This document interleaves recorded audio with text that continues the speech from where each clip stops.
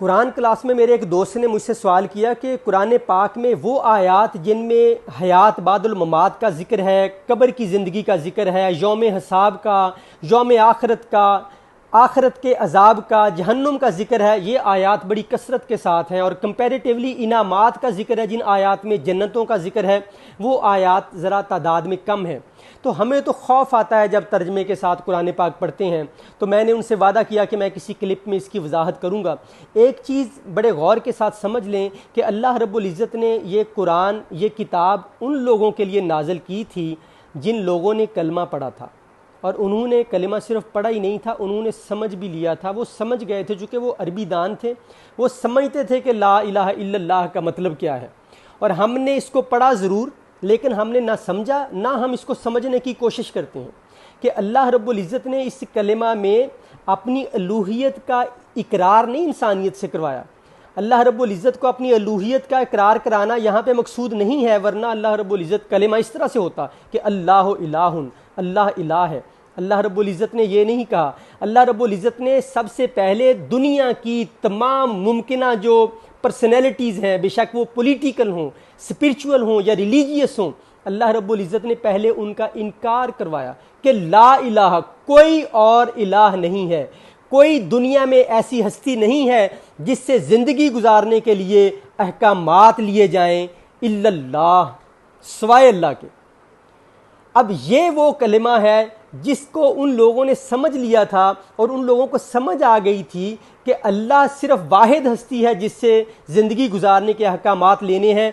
और ये निज़ाम जो कुरान की शक्ल में अल्लाह रब्बुल इज़्ज़त ने उतारा, ये दुनिया का वाहिद निज़ाम है जिसके नीचे ज़िंदगी गुजारी जा सकती है, जो इस काबिल है कि उसके नीचे ज़िंदगी गुजारी जाए। दुनिया के बाकी तमाम निज़ाम जो कि इस निज़ाम के मुकाबले में है वो रिजेक्ट हैं। अल्लाह रब्बुल इज़्ज़त ने उनको रिजेक्ट किया। ये वो चीज़ थी कि जब उन लोगों को समझ आ गई थी तो फिर उनके लिए ये इस चीज़ को समझना, इस कुरान पाक को समझना उनके लिए बहुत आसान हो गया था। और अगर हम अपना मेंटल लेवल और हम अपनी साइकोलॉजी उस लेवल पे ले जाएं ना, तो कुरान पाक के वो रमूज़ हमें समझ आएंगे जो गुलाम जहन को समझ ही नहीं आ सकते। इसकी मिसाल बिल्कुल इस तरह से है कि जैसे वो हाइनाज और लेपर्ड जो अपने बच्चों को ट्रेनिंग करते हैं कि how to hunt a lion, वो ट्रेनिंग की बुक अगर आप एक खरगोश के बच्चे को थमा देंगे तो वो जब उसको जो पढ़ेगा ना हाउ टू हंट, जब उसके मेटा डाटा में लायन का, शेर का एक खाका बनेगा तो वो उसको खौफ में मुब्तला कर देगा। ये ट्रेनिंग जो है वो लेपर्ड के बच्चे को ही समझ में आ सकती है, ये बुक, ये खरगोश के बच्चे को समझ में आने वाली नहीं है। और अल्लाह रब्बुल इज़्ज़त ने ये किताब अपने जर्नैलों के लिए नाजिल की थी जिन्होंने कैसरो किसरा जैसी ज़ीमुशान रियासतों को उनको धूल चटवा दी थी और उनकी नाक को खाक आलूद कर दिया था और उनको इस्लाम के सामने घुटने टेकने पे मजबूर कर दिया था। हज़रत उमर फ़ारूक रज़ी अल्लाह ताला अन्हु के दौर में जब जंग कादसिया हुई ना, जब पर्शियन एम्पायर की तरफ लश्कर रवाना किया हज़रत उमर फ़ारूक रज़ी अल्लाह ताला अन्हु ने, तो हज़रत साद बिन नबी वकास को उसका जर्नैल बनाया। 30,000 का लश्कर था, तो उनके मुकाबले में कादसिया के मकाम पर रुस्तम आ गया मुकाबले में 3 लाख की फ़ौज लेकर। अब इनका तरीका ये था कि इन्होंने पहले यज़्दगर्द के दरबार में अपना एक सफ़ीर भेजना था जो उसको जाकर इस्लाम की दावत देता। और यज़्दगर्द जो था ना, एम्परर ऑफ एम्परर्स, वो कोई आम बंदा नहीं था, ना रशियन एम्पायर ही कोई आम रियासत थी उनका। वो तो इस दुनिया में अगर अब आज के दौर में उसकी कोई मिसाल देखनी हो ना, तो आज के दौर में उसकी मिसाल मुमकिन ही नहीं है। हमारे सामने तो मैक्सिमम अमेरिका है, रशिया है या चाइना है।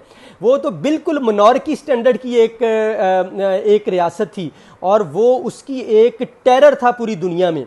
तो अब हज़रत साद बिन नबी वकास ने हज़रत रुबई बिन आमर को भेजा रज़ी अल्लाह ताला अन्हु को यज़्दगर्द के दरबार में इस्लाम की दावत देने के लिए।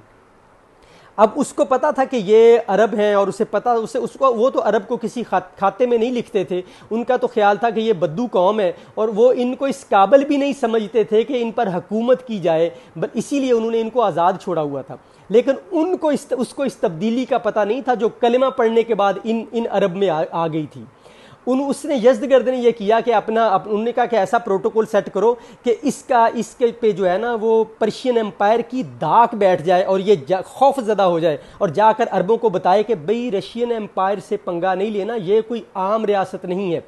वो इस हमारे जो हमारा प्रोटोकॉल होगा इससे वो खौफ ज़दा हो जाए। उसने ये किया कि जिस रास्ते से हज़रत रुबई बिन आमिर ने गुजर के आना था उस रास्ते में उसने अपनी 3 लाख की अफवाज को खैमाजन किया, 30,000 जंगी हाथियों को सजाकर रास्ते में खड़ा किया।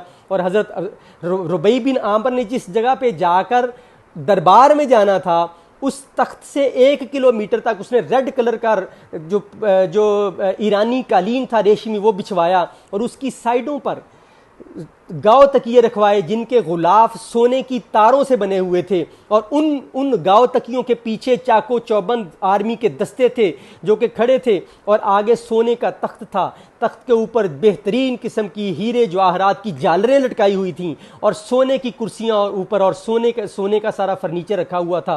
अब जब हज़रत रुबई बिन आमिर जाके जिस जगह से वो कालीन शुरू होता था वहाँ जाकर घोड़े से उतरे।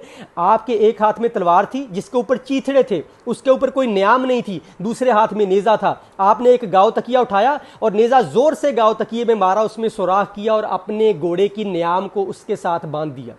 जब वहाँ पे जो प्रोटोकॉल ऑफिसर्स थे और आर्मी ऑफिसर्स थे उन्होंने देखा इनकी तो तौर तरीके ही और हैं।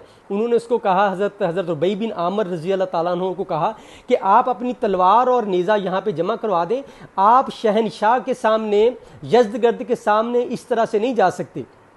तो हज़रत रुबई बिन आमिर ने कहा भाई मैं तो इसी तरह ही जाऊँगा, आप अपने शहनशाह से जाकर पूछ लें, मैं जाऊँगा तो इसी हालत में जाऊँगा, नहीं तो मैं वापस चला जाऊंगा और मेरे वापस जाने का मतलब ये होगा कि फिर आप जंग की तैयारी कर लो। उन्होंने ये पैगाम ऊपर तख्त पर पहुंचाया तो उसने यज़दगर्द ने कहा ये घोड़े पे आया है, हो सकता है ये रास्ते में आते हुए इसने इधर उधर तवज्जो ना की हो और हमारी शान व शौकत और सतवत का इसको अंदाज़ा ना हुआ हो, इसको इसी तरह इसे आने दो, तलवार और नेज़े के साथ आने दो। जब ये 1 किलोमीटर का मेरा वो कालीन के ऊपर से चल के पहुंचेगा ना तख्त तक, और जब ये साइडों पे आर्मी के चाको चौबंद दस्ते देखेगा और जब ये गुलामों को सजदा रेज देखेगा मेरे तख्त के सामने और सोने का तख्त देखेगा, हीरे जवाहरात की झालरें देखेगा, तो इसका पित्ता पानी हो जाएगा, इसको इसी हालत में मेरे पास आने दें। तो हज़रत रुबई बिन आमिर अब उस सुर्ख कालीन पर चलते हैं, अपने नेज़े को बतौर लाठी इस्तेमाल करते हैं, हर कदम पर नेज़ा इस तरह से कालीन पे मारते हैं कि वो कालीन में सुराख करके ज़मीन में घुस जाता है। फिर उस नेज़े को उखाड़ते हैं, फिर अगले कदम पर मारते हैं। इस तरह कदम ब कदम चलते हुए आप तख्त पर पहुंचे और आपने तख्त पर जाकर इस जोर से अपना नेज़ा तख्त पर मारा कि वो सोने के तख्त से गुजरता हुआ ज़मीन में घुस गया। तो जो सेकंड इन कमांड था ना वो उठ के खड़ा हो गया और आपके सामने आया। उसने कहा you are going to talk to my God here. तुम्हें अंदाज़ा भी है तुम जिस कालीन में सुराख करते हुए यहां तक पहुंचे हो, जिस कालीन को अपने नेज़े से छेदते हुए यहां तक पहुंचे हो, लोग इस कालीन पर सजदे करते करते यहां तक आते हैं। वो समझ रहा था कि शायद इसको अंदाज़ा नहीं है अरब लोगों को कि ये किसके दरबार में आए हैं, but he knew the ultimate actual truth. He said in front of his emperor, tell your God that I am messenger of his God. मैं इसके खुदा की तरफ से आया हूं, जरा इसको ये बता दो। जब यज़दगर्द ने ये तौर तरीका देखा ना तो वो अंदर से दहल गया। उसने इशारा किया अपने वजीर को कि खामोशी से बैठ जाओ और सोने की कुर्सी पेश की बैठने के लिए। तो हज़रत रुबई बिन आमिर ने पाँव की ठोकर मारी उस कुर्सी को और कहा कि हमें सोने की कुर्सी पर बैठने से मना किया गया है। ये थे। बाद में क्या हुआ, भाई किस्सा मुख्तसर, उन लोगों ने ना तो इस्लाम कबूल किया ना जजिया देने के लिए तैयार हुए। जंग हुई और मुसलमान की 30,000 का जो लश्कर था वो फातेह हुआ। 3 लाख की फौज को उन्होंने कुचल के रख दिया। इन लोगों के लिए अल्लाह रब्बुल इज़्ज़त ने कुरान पाक ये नाजिल किया था जिनका दिमाग और जिनका मेंटल लेवल इतना ऊपर था कि वो यज़दगर्द के दरबार में भी जाकर आंखें झुकाकर बात नहीं करते थे। और हमारे हालात ये हैं कि हम गुलामाना ज़ेन के मालिक हैं। हम तो अपने बोने लीडर्स के छोटे छोटे अहकामात को वो दर्जा देते हैं जो सहाबा किराम हज़रत अबू बकर सिद्दीक और हज़रत उमर फ़ारूक रज़ी अल्लाह तआला अन्हु माँ के दोनों के अहकामात को नहीं देते थे। हमने अपने बोने लीडर्स की शख्सियात को इतना पूजा है कि सहाबा किराम हज़रत अबू बकर सिद्दीक और हज़रत उमर फ़ारूक रज़ी अल्लाह तआला अन्हु को वो हैसियत नहीं देते थे। अब हमारे जो गुलामाना ज़ेन है, जब ये कुरान पाक को पढ़ेगा तो हमारा हाल तो वही होगा जो एक खरगोश के बच्चे का होता है, ये ट्रेनिंग लेते हुए कि शेर का शिकार कैसे करना है। तो हमने क्या किया, हमारे तो फिर उलमा का भी यही हाल है कि मस्त रखो ज़िक्र फ़िक्र सुबह गाही में इसे, पुख्ता तर कर दो मजाजे खान काही में इसे। और हिंद में हिकमत दी कोई कहाँ से सीखे, ना कहीं लज्जत किरदार ना अफकार अमीक, खुद बदलते नहीं कुरान को बदल देते हैं, हुए किस दर्जे फ़कीहान ने हरम बेतौफीक। इन ग़ुलामों का ये मसलक है कि नाक़िस है किताब, ये सिखाती नहीं कौमों को ग़ुलामी के तरीक़। इस किताब में ग़ुलामी का तरीका कहाँ से आ जाएगा? ये किताब तो हुकूमत करने वाले लोगों के लिए नाजिल हुई थी, जिनकी अल्लाह रब्बुल इज़्ज़त ने ये ड्यूटी लगाई थी कि इस दीन को दुनिया के तमाम अदियान पे गालिब करना है और दुनिया के किसी निज़ाम को सजदा नहीं करना, कि वो निज़ाम सिर्फ ये अल्लाह रब्बुल इज़्ज़त के दीन का निज़ाम है और इस किताब इलाही का निज़ाम है जिसके नीचे रहकर ज़िंदगी गुजारनी है। हमने क्या किया, हमें फिर हमारे उलमा ने ये कहा कि नमाज पढ़ो, रोज़ा रखो, शॉर्टकट है। नमाज पढ़ लिया आपने, रोज़ा रख लिया तो बस जन्नत का टिकट आपको मिल गया, अब आप सीधे जन्नत में जाओगे। नमाज और रोज़ा सिर्फ करने वालों के बारे में मैं हदीस मुबारक आपके सामने रखता हूँ, आप ज़रा ख़ुद फिर तज्ज़िया कीजिएगा कि सिर्फ नमाज और रोज़ा कर लेने से क्या बचत हो सकती है। हजूर सल्लल्लाहु अलैहि वसल्लम ने इरशाद फरमाया, औहल्लाहु अज़्ज़ा व जल इला जबरील अलैहिस्सलाम अनेकलब मदीना तक कज़ा व कज़ा भी अहलिहा। अल्लाह रब्बुल इज़्ज़त ने जबरील अमीन को इरशाद किया कि फ़ुलां शहर को उसके बसने वालों के ऊपर उलट दो। काला या रब्बी इन्ना फ़ीहा अब्दु का फ़ुलानन लम यासिक तरफता ऐनिन, या अल्लाह उसमें तो तेरा वो फ़ुलां बंदा रहता है जिसने पूरी ज़िंदगी में आँख झपकने के अरसे के बराबर भी तेरे ज़िक्र से गफलत नहीं की। आप ज़रा पहले अंदाज़ा करें कि ये किसके सामने बात की जा रही है। अल्लाह रब्बुल इज़्ज़त के सामने गवाही दी जा रही है उस बंदे के तज़किया नफ्स की और इबादत की, जिसके सामने शैतान को भी जुर्रत नहीं है कि झूठ बोले, जिसके सामने अबू जहल भी झूठ नहीं बोलेगा। और कौन गवाही दे रहा है? फरिश्तों का सरदार हज़रत जबरील अमीन अलैहिस्सलाम के या अल्लाह उस शख्स की पूरे ज़िंदगी में जितने दिन हैं तेरी तस्बीहात में गुजरे, तेरे ज़िक्र फ़िक्र में गुजरे, रोज़े में गुजरे, नवाफल में गुजरे, सजदों में गुजरे, रातें उसकी शब-ए-दारी में गुजरी और पूरी ज़िंदगी में आँख झपकने के बराबर भी उसने अपनी ज़िंदगी का अरसा तेरी मासियत में नहीं गुजारा, तेरे ज़िक्र से गाफिल होकर नहीं गुजारा। काला फ़काल इकलिबहा अलैहि, उसी के ऊपर तो इस शहर को उलटना है। वो इसलिए फ़इन्ना वजहहू लम यतमअर फ़िया सातिन, कि उसका चेहरा कभी दीन की गैरत में और मेरी गैरत में सुर्ख तक नहीं हुआ। उसको जब कोई गाली देता है तो अपने मुंह से अगर वो जवाब देने की सकत नहीं रखता तो उसका खून तो खौलता है और खून के खौलने से उसके चेहरे का रंग बदल जाता है। लेकिन उसके सामने जब लोग मेरे अहकामात की खिलाफ वर्जी करते हैं, जब मेरे अहकामात का मजाक उड़ाया जाता है और दूसरे निज़ामों को सजदा किया जाता है मेरे निज़ाम को छोड़कर, तो इसके चेहरे का कभी रंग तक नहीं बदला। जिस इंसान का खुद गाली खाकर चेहरे का रंग बदल जाता है, क्या अल्लाह का दीन की खिलाफ वर्जी देखकर उसके चेहरे का रंग नहीं बदलना चाहिए? इस शख्स ने ज़ाती तज़किया नफ्स पर तो पूरी मेहनत की और एक आँख झपकने के बराबर भी अरसा अल्लाह की मासियत में नहीं गुजारा, लेकिन ये बाकी दुनिया से और बाकी मखलूक से इस तरह से ये बेगरज हो गया कि इसको अल्लाह रब्बुल इज़्ज़त के जो अल्लाह रब्बुल उनका भी बनी इसराइल की भी ये ड्यूटी थी कि जो अल्लाह रब्बुल इज़्ज़त ने उनको कुछ किताब दी थी, उस किताब को उन्होंने भी बतौर निज़ाम ही अल्लाह ने उनको दिया था। उसके बाद फिर मुसलमानों की ये ड्यूटी लगी। अब अगर वो शख्स जो खुद सारी ज़िंदगी नमाज रोज़ा और ज़िक्र अज़कार और तस्बीहात में जिसकी गुजरी, अगर उसकी ज़िक्र अज़कार नमाजें तस्बीहात अल्लाह की बारगाह में कबूल नहीं है तो फिर हमारी कैसे कबूल हो सकती हैं? और क़यामत वाले दिन जब सवाल होना है ना, मन रब्बु का, तेरा रब कौन है, तो इसका मतलब ये नहीं है वहाँ पे पंजाबी में फरिश्तों को समझ आ जाएगी कि हम कहेंगे अल्लाह हमारा रब है। वहाँ पे जिससे आपने ज़िंदगी गुजारने के अहकामात लिए होंगे वही आपका रब होगा। वहाँ पे ज़ुबान पे आपका कंट्रोल नहीं होगा, वो खुद ब खुद बोलेगी। जिसके अहकामात पे ज़िंदगी गुजारी उसी का नाम वहाँ पे आपकी ज़ुबान से निकलेगा। और जब पूछा जाएगा मा दीनों का, तेरा दीन क्या था, तो वहाँ पे ये जवाब नहीं, हमारी ज़ुबान पे हमारा कंट्रोल नहीं होगा कि हम कहें कि इस्लाम हमारा दीन था। हमारा दीन वही गर्दाना जाएगा जिस निज़ाम के नीचे हमने अपनी ज़िंदगी गुजारनी पसंद की थी।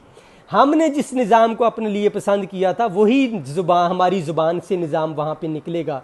हमारे अंदर अगर सकत नहीं है। अब सवाल ये है कि जब वहाँ पे ये पूछा जाएगा कि सारी ज़िंदगी नमाज रोज़े के अलावा कुछ नहीं किया, तो ये जवाब वहाँ पे काबिल कबूल नहीं होगा कि जी हमें तो फ़लाँ हज़रत साहिब ने कहा था कि नमाज पढ़ लो, रोज़ा रख लो, बस तुम्हें जन्नत का टिकट मिल गया, तुम जन्नत में चले जाओगे। ये जवाब वहाँ पे काबिल कबूल नहीं होगा। इस मौलवी साहब को तो आप चंदा देते हैं, वो आपको कैसे कहेंगे कि आप जहन्नुम की तरफ जा रहे हैं? उन्होंने अपना चंदा बंद करवाना है। या आप जिस मौलवी साहब के दिन रात हाथ चूमते हैं, वो अपनी फॉलोइंग को किस तरह से उससे दस्तबरदार हो सकता है? आपको कैसे कहेगा कि आप भाई जहन्नुम की तरफ जा रहे हैं? आप तो उसको छोड़कर किसी और होम्योपैथी मौलवी के पीछे चले जाएंगे, उसके हाथ चूमने शुरू कर देंगे। आपको ये अल्लाह रब्बुल इज़्ज़त के, अल्लाह ने अपने हबीब के ज़रिए इंसान को, मुसलमानों को बताया कि जो इल्म हासिल करना, दीन का इल्म हासिल करना हर मुसलमान मर्द और औरत पर फ़र्ज़ है। इस्लाम ने मना नहीं किया कि कोई दूसरा इल्म आप हासिल करें, इस्लाम ने उसकी इजाज़त दी है, लेकिन जो फ़र्ज़ है वो दीन का बुनियादी इल्म हासिल करना फ़र्ज़ है कि कुरान पाक में क्या लिखा है, सीरत में क्या चीज़ें हैं। ये बुनियादी इल्म हासिल करना हर मुसलमान पे फ़र्ज़ है, ताकि कोई मसनद पे बैठा हुआ शख्स अपनी तरफ से अहकामात ना दे सके और कोई मेंबर पे बैठा हुआ शख्स अपनी तरफ से मुसलमानों को अहकामात ना दे सके। हमें पता हो कि ये जो शख्स मेंबर पे बैठा हुआ, ये जो मसनद पे बैठा हुआ शख्स बोल रहा है, ये अपनी तरफ से अहकामात जो है वो सुना रहा है लोगों को, जो अल्लाह रब्बुल इज़्ज़त ने वाकई इस चीज़ का हुक्म दिया है। तो कुरान पाक को तर्जमे के साथ पढ़ना और सीरत को पढ़ना एक बार, ये हर मुसलमान पे फ़र्ज़ है। इसके बगैर जो है हमारा छुटकारा नहीं है। इसीलिए अल्लामा इकबाल ने कहा था, निकल कर खानकाहों से अदा कर रस्म शब्बीरी, ये फ़क्रे खान का ही है फ़कत अंदोह दिलगिरी। तेरे दीनों अदब से आ रही है बूए रहबानी, यही है मरने वाली उम्मतों का आलम पीरी। अल्लाह रब्बुल इज़्ज़त के हुज़ूर दुआ है कि हमें अमल की तौफ़ीक़ अता फ़रमाए और हमें समझने की